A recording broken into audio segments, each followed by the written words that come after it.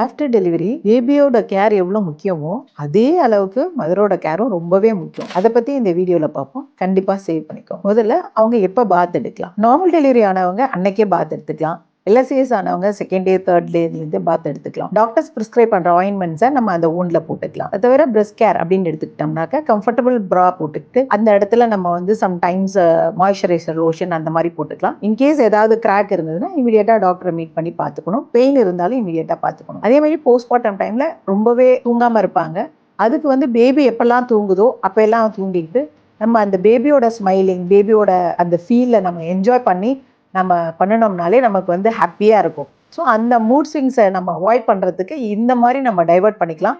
அதை தவிர நமக்கு என்னெல்லாம் வந்து பிடிக்குமோ அதையெல்லாம் செய்யலாம். அந்த மாதிரி பாட்டு கேட்கறது, இல்லை நம்ம ஃப்ரெண்ட்ஸ் கூட பேசுறது, அந்த மாதிரி. போஸ்ட்மார்ட்டமில் வர back pain or cervical pain இந்த மாதிரி வருதுன்னா அவங்க கம்ஃபர்டபுளான பொசிஷனில் உட்காந்து பிரெஸ்ட் ஃபீடிங் பண்ணாங்கன்னா பில்லோ வச்சுக்கிட்டு ஸ்ட்ரெயிட்டாக உட்காந்து கம்ஃபர்டபுளாக கொடுத்தாலே வந்து அந்த பேக் பெயினை அவாய்ட் பண்ணலாம். இன்கேஸ் ரொம்ப அதிகமாக இருந்ததுன்னா பெயின் ரிலீவிங் டேப்லெட்ஸும் கொடுத்துக்கலாம். எக்ஸசைஸ் எப்போ நம்ம ரெஸ்யூம் பண்ணலாம் அப்படின்னா நார்மல் டெலிவரிக்கெலாம் வந்து ஒரு 15 days 1 month கழிச்சு பண்ணலாம்.